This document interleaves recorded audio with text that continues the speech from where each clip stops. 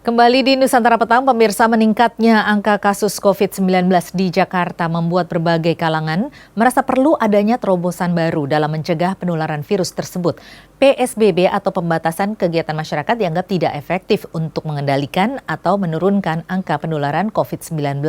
Kalangan DPR RI pun mengusulkan untuk lockdown akhir pekan di Jakarta. Ini karena warga Jakarta dianggap banyak beraktivitas pada akhir pekan. Lalu apakah dengan lockdown akhir pekan ini akan dapat menurunkan angka kasus COVID-19 di Jakarta? Pemirsa, kita akan bahas ini dalam Dialog Nusantara Petang.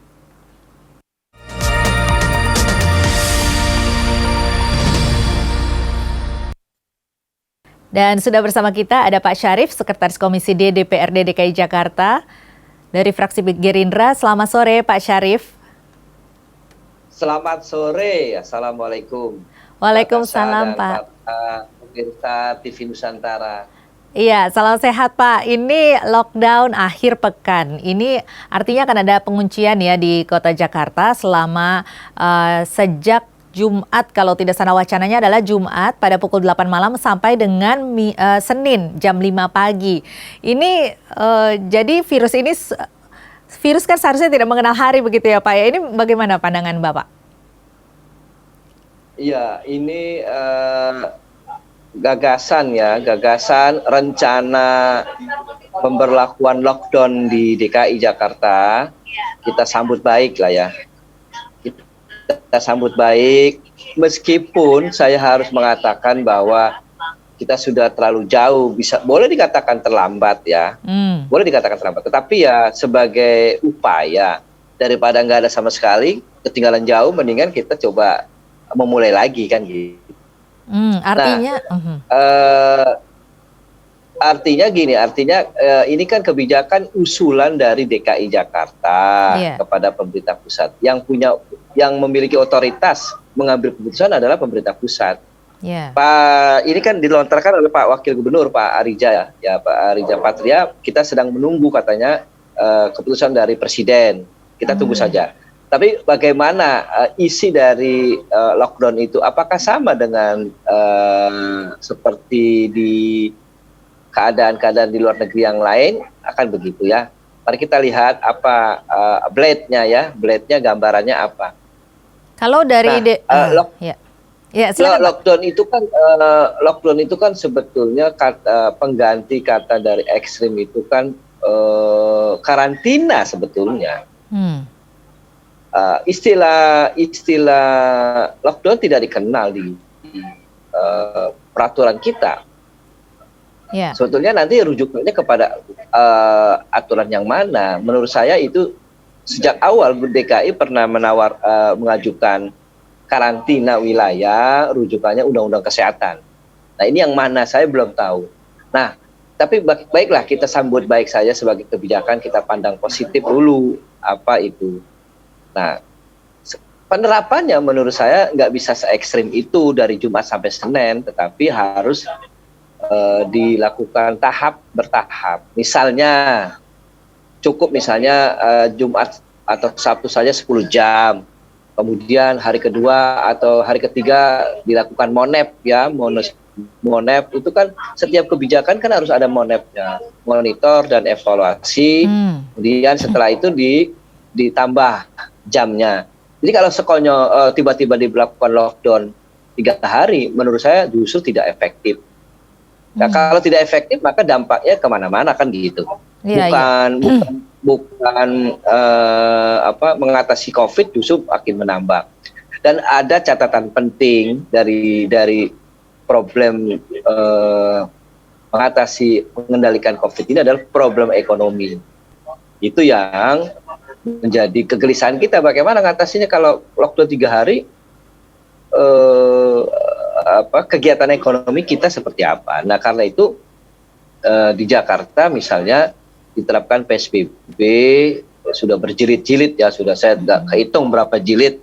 Itu kan dalam konteks kegiatan ekonomi jalan, kegiatan pengendalian COVID, kesehatan juga jalan. Nah seperti apa gambaran lockdown itu kita tunggu saja ya. Tapi sebagai gambaran, sebagai usul saran, ya jangan mendadak begitu lockdown itu 3 hari berturut-turut, nggak mungkin lah. Nggak mungkin, saya nggak percaya 3 hari berturut-turut. Ini pembahasannya Kenapa? sendiri sudah sampai Ada mana ini Pak? Syarat-syarat, ya. Pembahasannya sudah sampai mana? Kenapa Mbak? Pembahasannya saat ini sudah sampai mana Pak untuk rencana lockdown akhir pekan ini? Belum, Mbak, belum. Saya belum mendapat informasi yang cukup untuk bisa menyampaikan di kali ini ya. Karena apa? Karena ini kan usulan ya, sekali lagi usulan, masih sebatas wacana. Infrastruktur kita siap belum lockdown? Menurut saya belum siap dengan pemberlakuan 3 hari seperti itu. Karena itu kita mengharapkan supaya dibuka lah ya,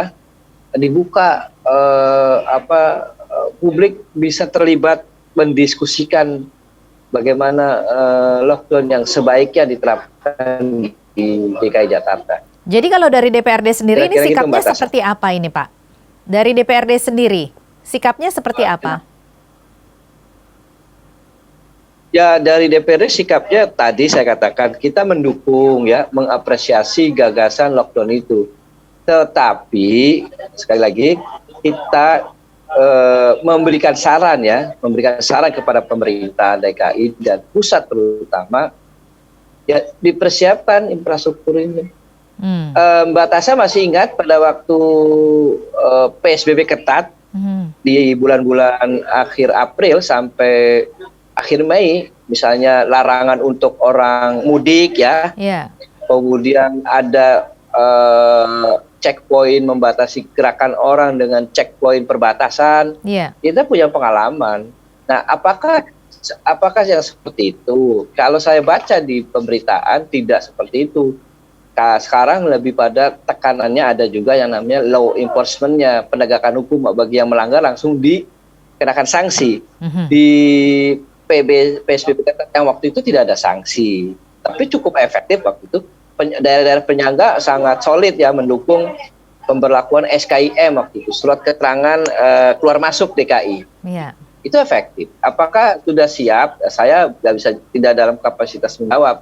Saya ingin menyampaikan pesan dan saran saja, segalanya harus dipersiapkan dengan matang. Karena apa? Kita harus berjalan dua paralel, ekonomi jalan, pengendalian COVID juga jalan.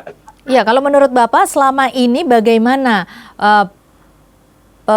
penetapan kebijakannya, kemudian juga penerapannya, karena ini sepertinya kan berubah-ubah terus nih Pak ya. Jadi seperti tidak ada sesuatu yang pasti ataupun sesuatu yang memang terencana dengan baik. Nah, ini seperti apa evaluasi Anda? Iya, kalau dari sisi perencanaan, kemudian pelaksanaan dari sisi pemerintah, saya boleh mengatakan sudah bagus ya.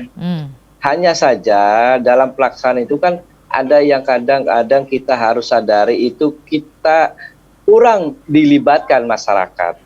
Mengkonsolidasi masyarakat itu pemerintah saya bisa mengatakan kedodoran. Tapi saya mendengar sudah 2 bulan ini sudah ada perbaikan ya.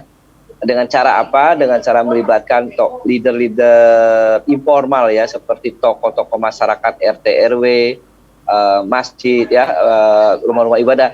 Mbak Tasya masih ingat dulu MUI sampai membuat fatwa misalnya mengganti sholat Jumat dengan sholat zuhur misalnya. Masih ingat ya Mbak Tasya ya? Mengganti sholat Idul Fitri dengan sholat di rumah saja. Yang seperti itu, apakah dalam lockdown ini juga melibatkan masyarakat?